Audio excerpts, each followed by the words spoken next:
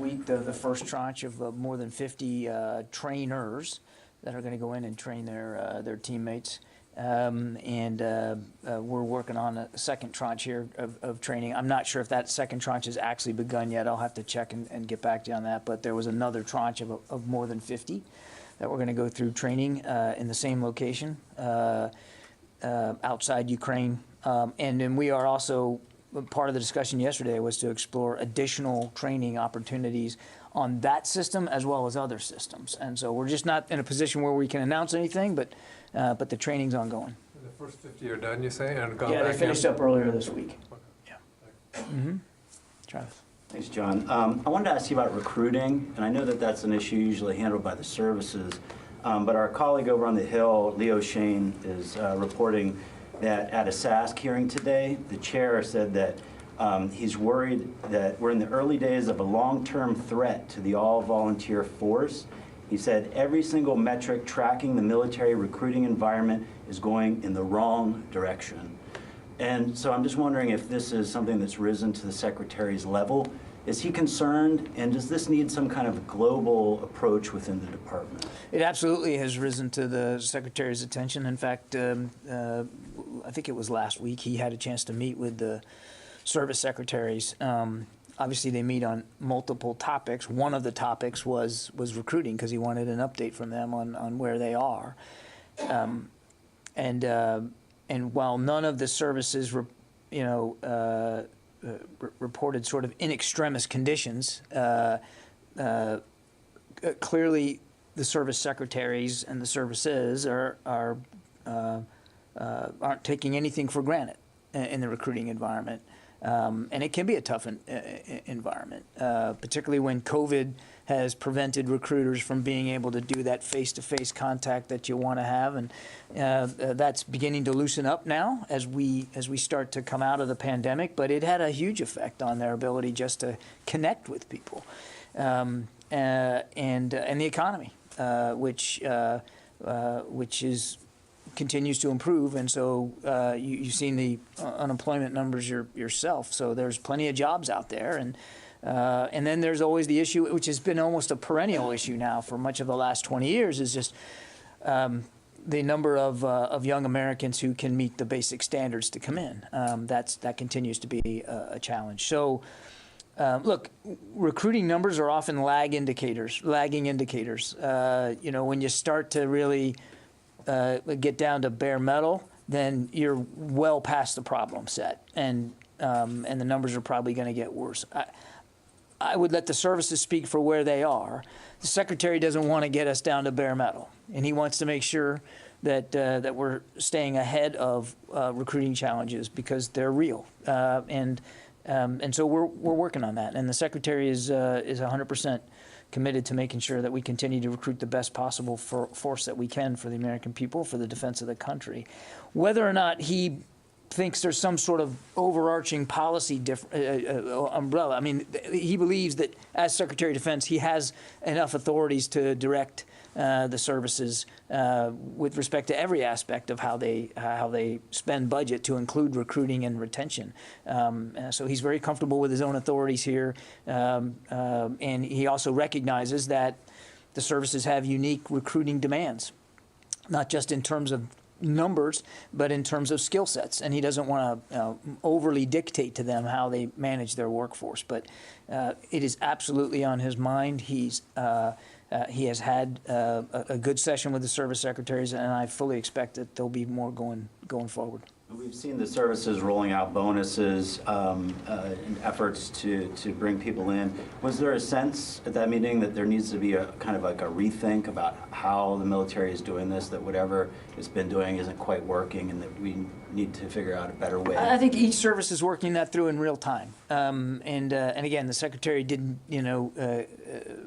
expect from them, fingertip feel solutions right in the moment. He wanted to express that he too is concerned, making sure that recruiting is healthy going forward. He wanted to get their assessments, and they each, and I'll let them and the services speak for themselves, but they each offered him a view of where they are in recruiting, and I think all participants agreed that this is an issue worth constantly staying on top of and discussing going forward. But there's no there was no individual solutions put forth in that discussion. Courtney. Do you have any information about Trevor Reed and whether he'll come back to the D.C. area and get any kind of medical care in the military? I'm afraid at this time I do not have information on Mr. Reed. I mean, obviously we all at the department are glad to see him back and to be reunited with his family where he belongs. But this is really a State Department issue to speak to, not a DOD issue. The only reason I ask is it's pretty common that if somebody's held hostage, I know he wasn't necessarily hostage, but that they are brought into military medical care afterwards. So do you have any indications at all that he's either eligible for that or if that's even under consideration? I would let the State Department and Mr. Reed's family speak to that. I mean, clearly, Court, as you know, if there was a role we could play from a military medical perspective, we absolutely would do that. That's not unusual at all. But at this time, I just don't have much more detail on whatever medical care he's going to need and where that would be. But if there's an appropriate role for the United States military to play in helping assess and restore his health, we absolutely would do that. Phil. You've said for a long time that there are not U.S. troops in Ukraine. With the return of diplomats, and there was a team there yesterday in Lviv, is that still the case? Is that something you can still say, or is it going to become, are there going to be certain numbers of troops there to ensure diplomatic security? I think we're going to be having constant conversations here with our State Department colleagues about what their diplomatic activities are going to entail and to what degree they might need support from the United States military in a force protection mode, keeping in mind, Phil, that they may not. So we're just going to take this in steps, and we'll see where it goes. But as you and I speak here, I mean, nothing's changed about our support to U.S. diplomats. And secondly, is there any sense after the conference in Ramstein yesterday that that the Ukrainians have enough munitions right now and artillery and everything they need to repel the Russians in the southeast, or is that still to be determined? It's an active kinetic fight there in the Donbass every single day, including this day. And as you, I think, heard when you were in Ramstein, I mean, there are real needs that the Ukrainians have to stay active in that fight.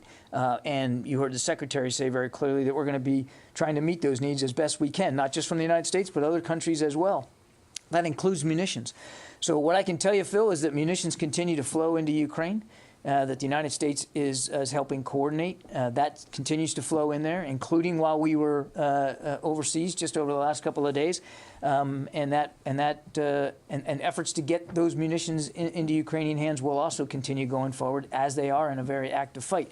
You're asking, do they have enough? I mean, I think that question is something that changes every hour, depending on their rate of consumption and what is actually going on the battlefield. So it'd be a difficult question for me to answer, here thousands of miles away at the Pentagon. All I can tell you is that we know they're expending rounds every single day of all different types and calibers. And we're doing everything we can. The flow continues to make sure that they can stay in the fight. Today, right now even, a former Master Sergeant is meeting with the Secretary of the Army. He is waiting for compensation for a misdiagnosis while he was in the Army. Does the Pentagon have a response to his case and the hundreds of others who are waiting for their repayments here? And why is this taking so long to happen? Well, look, I won't talk about the specific case that you're speaking of. I mean, that's really for the Army to speak to. I'm aware that there is going to be a meeting this afternoon, if it hasn't already happened. And again, I'll let the Army and the family speak to that. As you know, the Military Claims Act is governed by law. We follow the law. And we do the best we can in every case to make sure that all claims are treated fairly and appropriately and judiciously. The Secretary takes that responsibility very, very seriously. I can't speak to the specifics of this individual claim. That wouldn't be appropriate here from our podium, but I know that Army leadership is certainly mindful of this case, and as you rightly said, I mean, there's even a meeting today in the Army Department. So, look, bottom line, we take our responsibilities under the Claims Act seriously. Nothing's more important to the Secretary than the health and well-being of our people and their families, and and that's a sacred obligation. But we have to follow the law, and we absolutely do in every case. Is there any way to expedite it? Because for some of these people, they're running out of time. Again, it's governed by law and very strict, as you would expect there would be, procedure that have to be followed so that claims can be treated impartially and fairly. So while we want to certainly work claims as fast as we can, we don't want to go so fast that we miss something. And so there has to be a process here, and we have to follow that process. Again, it's in the law too. I mean, we obviously can't break or bend the law. So all I can tell you, without getting into the specifics of this case, is we do take that seriously. We follow the law, and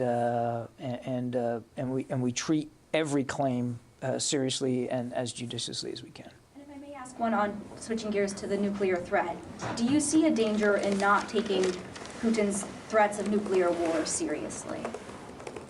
Do I see a danger in not taking the threats seriously? The question presupposes that we aren't taking the threats seriously, and I think I might challenge that supposition there. You heard the Secretary got asked this question yesterday, and said very clearly that the rhetoric that we keep hearing from Russian leaders, and just recently was Minister Lavrov, raising the specter of nuclear confrontation, is irresponsible. It's certainly not what you would expect from a modern nuclear power, nor should anybody expect from a modern nuclear power. Nobody wants to see this war escalate any more than it already has. Certainly nobody wants to see, or nobody should want to see, it escalate into the nuclear realm. And there's no reason that it should. Mr. Putin can do the right thing right now by ending the war, moving his forces out of Ukraine, sitting down in good faith with President Zelensky, and coming up with a negotiated settlement. Now, clearly, he doesn't appear interested in doing that because they're still fighting in the Donbass and in the south. Short of that, raising the specter of nuclear confrontation does nothing for the peace and security of the region, much less the people of Ukraine. And I think we can all understand that escalating this conflict and making it between the United States and Russia is not only not good for our national security or Russian national security, it sure as heck ain't good for the people of Ukraine. And so again, I go back to what the Secretary said yesterday. It's irresponsible rhetoric. It's rhetoric beneath what should be the level of conversation by a modern nuclear power. We monitor the threat every single day, including today, and the Secretary remains comfortable that we have the appropriate strategic nuclear deterrent posture in place. Yeah. John, two questions. One to follow up on Phil's. How tight are the supplies of non-standard ammunition, the kinds of things that the Ukraine military uses? And if it's really tight, or if there's a shortage, are there moves to step up manufacturing? This kind of stuff wasn't explained from your conference yesterday. Yeah, we're not going to talk about specific inventory levels for the Ukrainians. First of all, I'm not going to talk for Ukrainian inventories on anything. That's really a question better put to them. And clearly, I think you can understand why we wouldn't necessarily find that level of information and detail in the public realm helpful to Ukraine right now, as they're in an active fight. There was a discussion yesterday at the end of the day. The last session was all about the defense industrial base, not just from the United States, but from other countries that were represented there, and to begin to get a grasp from an international view of what Ukraine's longer-term defense needs might be in a post-war environment specifically. That it was meant to be a broaching session on that. So, you heard the Secretary read out the meeting. I can't do better than he did yesterday. So I can't give you an active deliverable that came out of the defense industrial base discussion. But I think it's noteworthy that it was even had. Here, even while Ukraine is still involved in an active war, there was a discussion by 40 nations about their defense industrial bases and how those industrial bases could help address longer-term Ukrainian strategic defense needs going forward. But no actual decisions made yesterday that we can speak to. So do we know anything about whether the producers, the Western European or countries who can produce non-standard ammunition are stepping up production? I think each country's looking at that on their own, and I can't speak to all of them. Okay, one second thing different. Apparently, according to Russian videos and stuff like that, there were possibly two Bayraktars drones downed over Russia in the past day or two. I don't know if you can confirm that. And on top of that, there's a report that President Zelensky is asking the U.S. for attack drones, including MQ-1s and MQ-9s. Is there a possibility that the U.S. could supply those? Cannot confirm the reports of downed drones in Russia. I don't have anything for you on that. And all I would tell you is we have been very transparent about what we are providing Ukraine. Very transparent. And we will continue to be transparent with you as decisions are made to provide capabilities to Ukraine going forward. And there will be forward contributions, and we will talk about them. I am not going to talk about from the podium deliberations that are ongoing with the Ukrainians about this or that capability. We talk to them every single day, including the last 2 days, and at the very senior levels as well. And when there are decisions to announce and to speak to about capabilities that we're going to provide Ukraine, we'll certainly do that. Yeah. And follow up on nuclear. What is the level of concern in this department that Russia might use low-yield or conventional nuclear weapons in eastern Ukraine? Low-yield or conventional nuclear weapons. I'm not sure I've ever heard it described as conventional, but I'm not going to, again, speculate here about what Russia may or may not do with that or any other system. The rhetoric surrounding nuclear activity, particularly given that this war is now 2 months old, and there has already been a bloodshed and violence visited upon the Ukrainian people, is irresponsible. It's irresponsible for a nuclear power to even broach that topic in part of this discussion. Again, I'll go back to what I said before. We're monitoring every single day as best we can, and we continue to see nothing that gives us cause to change our strategic nuclear deterrent posture. And we're confident that in our ability to defend the homeland from that perspective, as well as our allies and partners. Secretary Austin, back in Europe, said that they would like to see Russia weakened in a way that it will not be able to launch another this type of invasion against any other country. Do you think that the arms that the United States is currently providing Ukraine will be sufficient to weaken the Russians not to launch another invasion in Europe? The weapons and systems that the international community is providing Ukraine are designed to help Ukraine defend itself against a Russian invasion. And if you're asking me, have they been effective, I would just offer you to look, we're at 2 months into this war, and Mr. Putin didn't take Kyiv, he didn't take Chernihiv, he hasn't taken Odessa. Instead of moving on 3 wide geographically separated lines of axes, now he's concentrating all his fire and forces in the east and in the south. So he has achieved none of his strategic objectives. So I think that's proof right there that the kinds of systems that are being provided to Ukraine have had an effect and an ability on their self-defense needs. What the Secretary said yesterday, and I think he was very clear, and we've been clear from the very outset of this conflict, that we don't want to see Russia in a position to be able to do this again. That's what the Secretary was referring to, there's nothing new there. We want to see Ukraine be able to defend itself. We want to see Ukraine win. You heard the Secretary talk about that. They believe they can win, and so did every other nation that was in Ramstein, believes that they can win. And we don't want to see Russia in a position going forward where they haven't suffered consequences for this unprovoked invasion. And I think that's what the Secretary was talking about. Yeah, in the back there. Oh, hey, Jill. So on Monday, there was a $700 million tranche, and more than half of it was financing for allies in Eastern and Central Europe to backfill the equipment that they've been sending to Ukraine. I just want to ask you what, why does the Pentagon think that this kind of backfill model is promising? What's the benefit? Look, I think there's a lot of nations that are providing capability to Ukraine, and that provision is not risk-free in every case. Nations are doing what they can. They're having to make some tough decisions. Some are just in a better position than others to give more, and so I think it's a responsible thing for us to do, to have conversation with these allies and partners about what their needs are going to be going forward as well. Are there industrial-based concerns as well?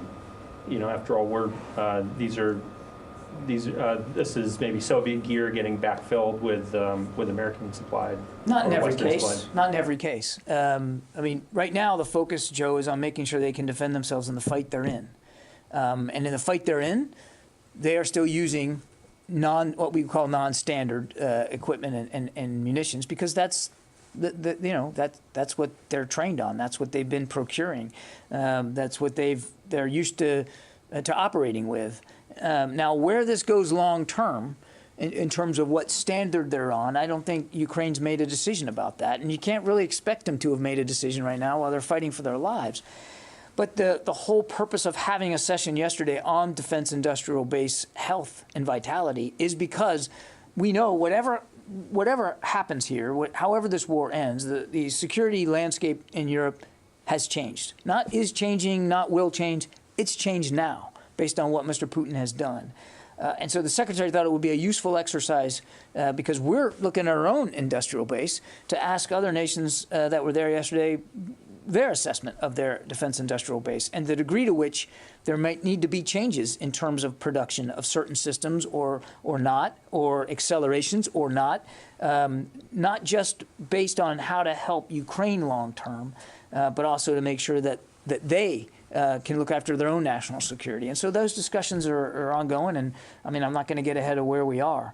But in terms of, and this is a really important point, in terms of what Ukraine's military looks like in a post-war environment, that's up to Ukraine to decide. They get to decide what systems they want to buy and use, and we're just not there yet. We'll see what kinds of decisions they want to make, when they're not actively trying to fend off an invasion.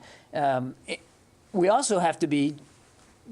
We have a defense industrial base too that we have to look after, and so we've had meetings now with CEOs about some of the very specific systems that we've been providing Ukraine: Javelins, Stingers, the Switchblades, and the Secretary wants to keep that dialogue going with defense industry as well on those and maybe even other systems, because we certainly think that now that the focus is on the Donbass, this could become a more prolonged conflict, and we want to make sure that our own defense industrial base can continue to support our needs as well as supporting our efforts to support Ukraine's needs. It's a really weird way of saying it, but Mike.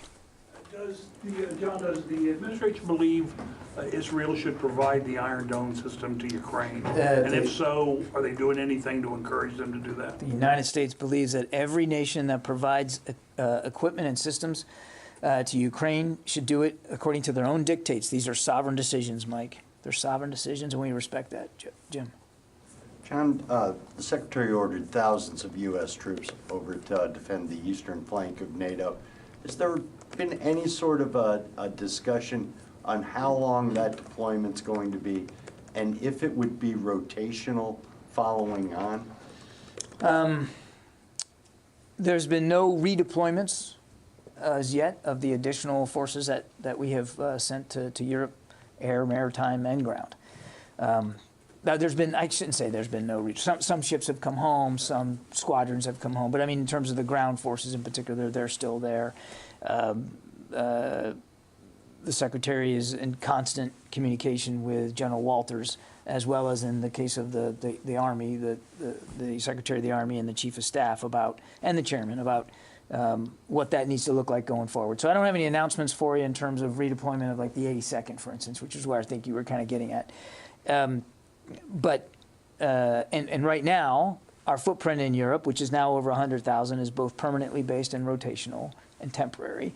And we're still working our way through what that's going to look like in coming months. I mean, clearly at some point, if we're going to have to make a decision about the 82nd, for instance, and whether they're replaced or not. That we're just not there yet.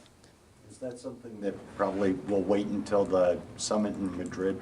I wouldn't peg it to Madrid necessarily. I mean, the secretary and the chairman look at force posture every day, and there are decisions that come up to the secretary every week about force posture around the world, but including in Europe. And so they look at this.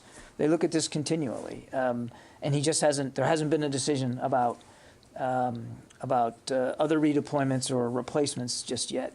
I will say, though, that, and we're not at the point now where this is happening, but back to my point to Joe, I mean, the security environment is changed now in Europe. And so the secretary does believe that it would be healthy for leadership here at the department to take a look at our European posture going forward and what that should look like.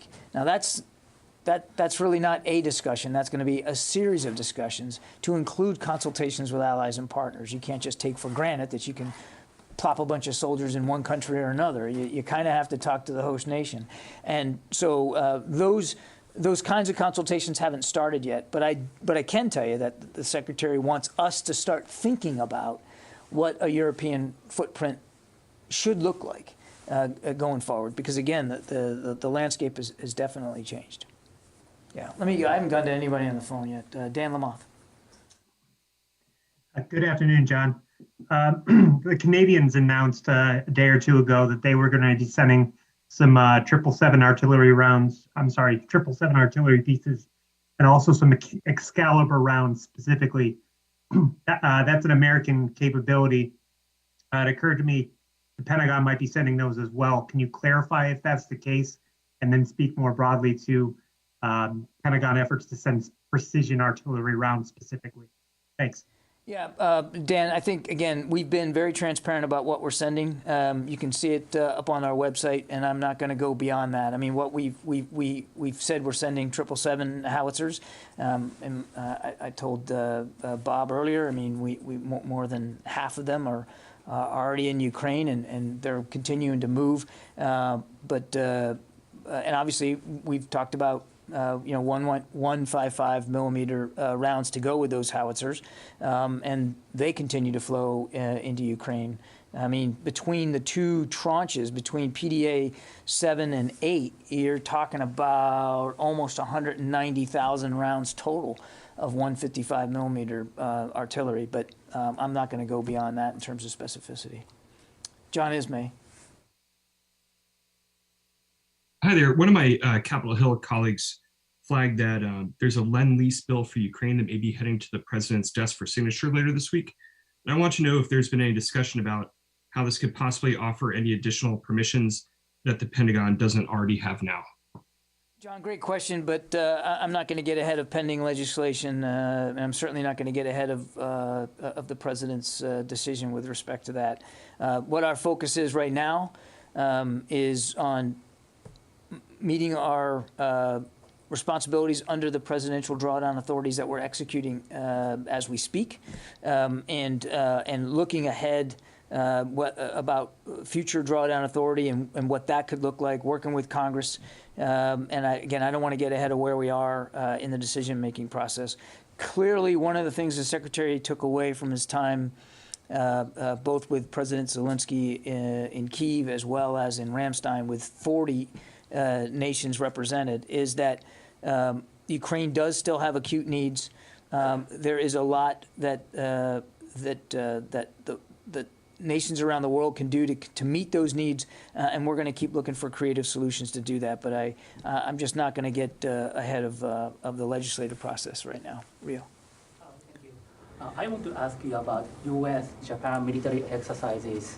Earlier this week, the Russian government said if Japan expands the military exercises with the United States near the Russian territory, Russia will take a retaliatory measure. How much will you take Russia's warning into account when you decide the scope and scale of military exercises with Japan?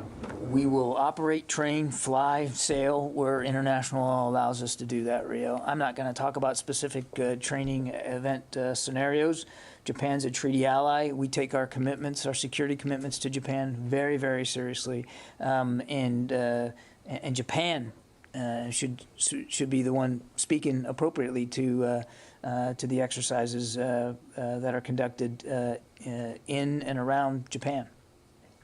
Follow-up. The U.S. and Japan have focused mainly on defending the southern part of Japan and addressing the threat posed by China. But as the threat of Russia is increasing, do you think the U.S. and Japan need to pay more attention to the northern part of Japan and allocate more resources to the north? Again, I would refer you to Tokyo to speak about their self-defense needs. We have a very robust training regimen with Japan, a very strong military-to-military relationship. Exercises and training events are constantly monitored and changed as appropriate, not just to potential threats, Rio, but to the kinds of capabilities you want to improve. That's why you do exercises, to get better at things. And we're constantly having a conversation with Japan about what that could look like. But again, I'd let Japan speak to Japan's defense needs. That's really their responsibility, and appropriately so. Japan, as you know, I mean, was a participant in yesterday's meeting. I mean, they also recognize the threat to the rules-based order that Russia represents in their invasion of Ukraine, and they take that seriously. We were glad to see them participate. Sam Legrone. Hey, John, just to clarify on Phil's question from earlier. So are you saying there are not U.S. Marines pulling embassy security in Ukraine right now? The specifics of force protection, Sam, just not going to do it. I'll let the State Department speak to what their diplomatic activities look like, but I would be surprised if they also want to talk about security right now. What I said to Phil was, if there's a need for U.S. military support, then we'll have that discussion with the State Department, and we have supported our diplomats in the past. We know that's at least not a total U.S. military responsibility, but there may be a role for that. But I got nothing for you on that today. Yeah, one more. Thanks. Yeah, I have a follow-up on the medical malpractice. These claims have been filed for over 2 years now. So hundreds of service members, over $2 billion worth of claims are in limbo right now. And it appears the services aren't processing the claims because they're waiting for policy guidance from the Secretary. So I just wanted to try again and see if you could be a little bit more specific as to why that hasn't happened. We've been waiting for that for over a year. I'm not aware that there was a need for guidance from the Secretary here. Once a claim is properly filed and received, the service that ran the military medical treatment facility reviews it. Claims are reviewed in a non-adversarial manner to assess liability and pay meritorious claims. Settlements are offered based on the best assessment of liability and damages. Claimants have access to the medical records and the opportunities to submit additional information through their process. So again, the services run this claims process, and as I said, we take it seriously, and we also have to follow the law in doing it. So do you have any sense of why they're not processing I don't, and I think you have to talk to the services and each individual case for that. But look, we take it seriously. We know that there should be a legitimate claims process, and there is, and it's legislated, and we have to follow the law. But we absolutely believe that it's an obligation of ours to take this seriously, and we do. But it's done by the services, and I'd refer you back to them individually. Okay, thanks everybody.